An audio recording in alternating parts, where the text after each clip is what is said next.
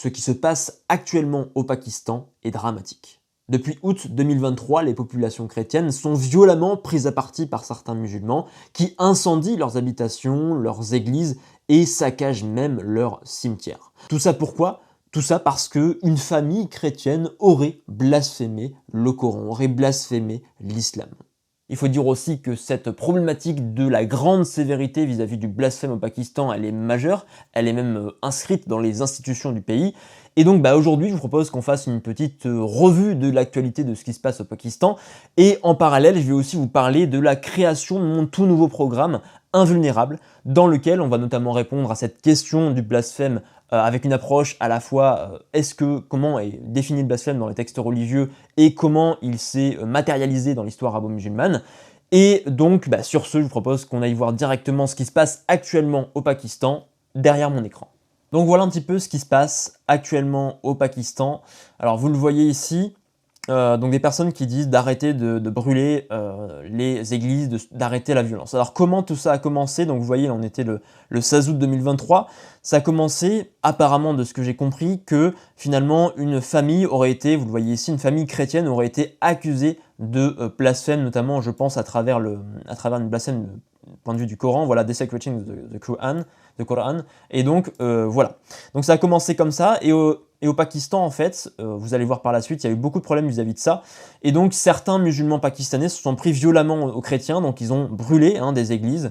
Ils ont brûlé aussi des habitations. Vous voyez ici, à travers la vidéo, vous allez le voir, ils se sont pris directement à des églises, donc soit en les brûlant, voilà, soit vraiment en cassant tout. Vous voyez, donc des foules armées donc, qui s'attaquent à des chrétiens. Voilà, à des bâtiments chrétiens. Donc c'est vraiment des violences actuellement qui ont eu lieu. Je ne sais pas si toujours il y en a toujours autant, mais en tout cas il y a un mois, voire même moins d'un mois, ces violences-là, elles étaient très importantes, et c'est donc une question qui est extrêmement grave au Pakistan actuellement.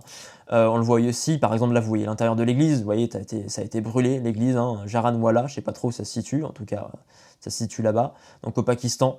Donc voilà, en fait, voilà, donc là vous avez donc une Bible qui a été brûlée dans une église. Voilà, vous avez un petit peu l'état des lieux. Donc c'est vraiment des choses très graves qui se passent, et c'est important d'en prendre conscience. Pourquoi? Pourquoi c'est important d'en prendre conscience aujourd'hui pour vous? Parce que cette question déjà du blasphème, vous allez voir par la suite, elle n'est pas nouvelle au Pakistan. Et elle se pose non seulement au Pakistan, même si c'est quand même le Pakistan qui est le plus vigoureux sur ce point-là, notamment la foule, elle se pose aussi dans d'autres pays, notamment par exemple l'Iran. Donc vous voyez ici par exemple, vous avez l'exemple ici, donc là ça date du 11 février 2023, il y a un autre cas d'une personne qui a été accusée de blasphème et qui a été lynchée à mort par la foule. Cette personne-là, elle avait été d'abord arrêtée par les policiers, donc enfermée dans le poste de police, et malgré ça, vous voyez bien, un poste de police du Pendjab où avait été enfermée la victime, donc un musulman accusé d'avoir profané le Coran, donc a été tué par la foule. La foule a attaqué le poste de police, a extirpé cette personne-là, et finalement l'a mise à mort sans aucune forme de procès, ce qui, je vous rappelle quand même, est contraire à l'islam, où tout le monde a droit quand même à un procès équitable. Donc ça c'est sur le point, sans parler même de la question du blasphème.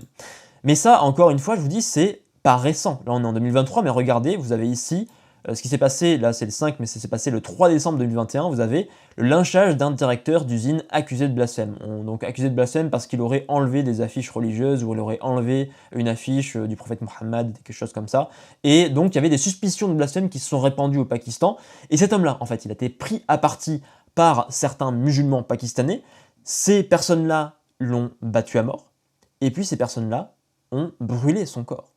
Et en plus de ça, elles se sont affichées en selfie devant son corps sur les réseaux sociaux pour, soi-disant, elles sont fières de ce qu'elles ont fait, elles ont protégé l'islam, elles ont protégé l'honneur du prophète Mohammed. Vous avez aussi, donc là vous voyez, donc là les restes de l'incendie, enfin les restes du bûcher du feu, du bûcher du corps, etc., etc. Mais ça encore, on peut encore remonter encore plus loin avec la plus grande polémique qui est connue par rapport à ces faits de blasphème au Pakistan, c'est la polémique Asia Bibi qui, entre 2009 et 2010, avait été accusée de blasphème au Pakistan. Les autorités avaient pris en compte donc ça, l'avaient accusée, l'avaient jugée, devaient en tout cas la juger pour blasphème et devaient l'exécuter, et notamment par pendaison il me semble. Et au final, ce cas de Asia Bibi, donc il a vraiment fait polémique dans le monde entier, peut-être que vous avez déjà entendu parler de ça, moi je n'avais pas entendu parler, peut-être que j'étais trop jeune à l'époque. Et donc il y a très très récemment, donc vous voyez, pratiquement 9 ans après, donc qui avait été condamnée à mort finalement, et bien elle a été finalement acquittée, Asia Bibi. Donc voilà un petit peu ce qui se passe au Pakistan, pourquoi c'est important aujourd'hui de parler de ces sujets-là. D'un, parce que vous le savez, en France, ce sujet du blasphème, il a beaucoup fait parler, notamment à travers la polémique Mila. Et Mila qui avait reçu peut-être des centaines ou des milliers de menaces de mort de la part de musulmans. Ce sujet-là, il fait aussi polémique donc au Pakistan, parce qu'il faut comprendre que non seulement une partie des musulmans, la foule s'en prend donc à des personnes simplement parce qu'elles sont suspectées de blasphème et s'arroge le droit de les exécuter, s'arroge le droit de les battre à mort. Et aussi au Pakistan, il faut comprendre que, comme je vous l'ai dit en introduction, les institutions locales, eh bien, elles punissent sévèrement. Il y a des lois qui punissent sévèrement le blasphème. Et en sortant un petit peu du Pakistan, vous avez aussi l'exemple de l'Iran, dont je n'ai pas mis ici d'ailleurs l'exemple sur un site, où très récemment, peut-être en 2023 ou peut-être en 2021, j'ai plus de date en tête, vous aviez 2 personnes qui avaient été exécutées pour blasphème. Donc qu'est-ce que ça pose comme question, ces sujets-là?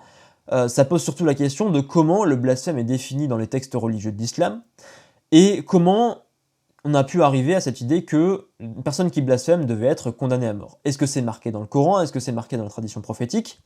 Et comment finalement les savants musulmans, au fil des siècles, ont interprété les textes religieux par rapport à cette question du blasphème. C'est toutes ces questions-là que ça pose aujourd'hui au sein pour les musulmans en tout cas, et au sein donc de ce contexte international. Et notamment pour répondre à cette question du blasphème, mais à d'autres questions problématiques vis-à-vis de l'islam, bien il faut aussi essayer de sortir de l'instant présent, de sortir de ces polémiques, de ces violences, pour essayer de comprendre ces sujets de manière profonde. Et comprendre de manière profonde, ça veut dire quoi? Ça veut dire avoir développé en même temps une approche religieuse, donc comprendre les textes religieux et surtout comprendre comment les savants musulmans les ont interprétés au fil des siècles, et comprendre, avoir un savoir historique, comprendre comment finalement cette thématique du blasphème, elle s'est développée au fur et à mesure des siècles, au cours des siècles de l'histoire arabo-musulmane. Et c'est ce que j'essaye notamment de faire, et ce que j'ai fait dans ce nouveau programme, vous voyez, Invulnérable, mettre les clichés KO, devenir plus serein et lutter pour la vérité. Ce programme, je viens tout juste de le créer, de le lancer notamment mercredi dernier, donc il vous reste actuellement 3 jours pour profiter de la réduction pour la première semaine de lancement. Donc si vous êtes intéressé, ça se passe sur le premier lien dans la description de cette vidéo. Et donc dans ce programme, on va aborder quoi? Dans la vidéo numéro 1, on va se poser la question, y a-t-il un problème avec la conversion dans l'islam, donc conversion à l'islam? Comment les textes religieux et les savants musulmans parlent de cette conversion? N'existe-t-il vraiment aucune contrainte envers les non-musulmans vis-à-vis donc de la conversion à l'islam, et est-ce qu'on peut les contraindre à se convertir à l'islam? Dans la vidéo numéro 2, on va parler de l'expansion de l'islam. Quels facteurs ont rendu possible cette expansion de l'islam, donc à travers notamment les conversions, la diffusion des conversions à l'islam? Et aussi, est-ce que la théorie de la conversion par l'épée des populations est juste? Également, encore une fois dans la seconde vidéo, on va voir l'épineuse question indienne. Ça veut dire quoi? Ça veut dire que aujourd'hui, vous avez sur les réseaux sociaux, dans les médias de manière générale, plutôt d'un point de vue d'Internet, certains discours qui disent que les musulmans, lors des conquêtes notamment, et lors de leur domination en Inde, ils auraient commis des massacres sanglants vis-à-vis des populations indiennes, notamment vis-à-vis des populations polythéistes. Et on se demandera aussi, donc, est-ce que cette théorie, cette vision, elle est juste? Et est-ce que l'idée que les musulmans auraient converti de force les habitants de l'Inde, elle est juste? Est-ce que cette théorie est juste? Dans la vidéo numéro 3, on va étudier le statut et la place des minorités religieuses dans les textes de l'islam et aussi au sein des sociétés musulmanes, donc d'un point de vue historique. Est-ce que l'islam et les musulmans méprisent les chrétiens et les juifs?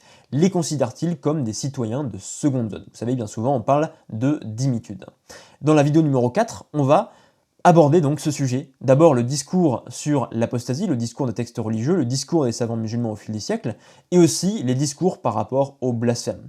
Et à travers ces deux questions, on va voir ensemble, est-ce que l'islam défend la liberté de croyance et la liberté de conscience, et la liberté d'expression? Ou bien est-ce que l'islam rejette ces valeurs? Et enfin, dans la vidéo numéro 5, vous verrez toutes les réflexions à mener sur d'autres sujets, notamment par exemple le déclin de la civilisation islamique, la question du djihad, la question des femmes, etc. Donc si ce programme vous intéresse, vous avez juste à cliquer sur le premier lien dans la description pour vous inscrire.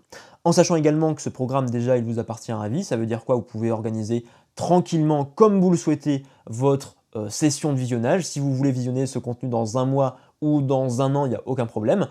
À travers ce programme aussi, vous aurez à disposition un contenu additionnel.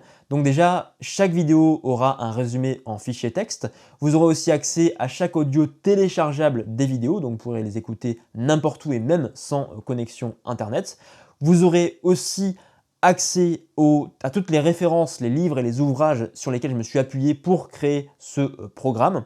Et puis, vous aurez aussi accès à tout le contenu visuel de chaque vidéo, c'est-à-dire vous pourrez télécharger tout ce qui est images, tout ce qui est cartes, mots-clés, etc., etc. Donc encore une fois, si vous êtes intéressé par ce programme, tout se passe dans le premier lien dans la description.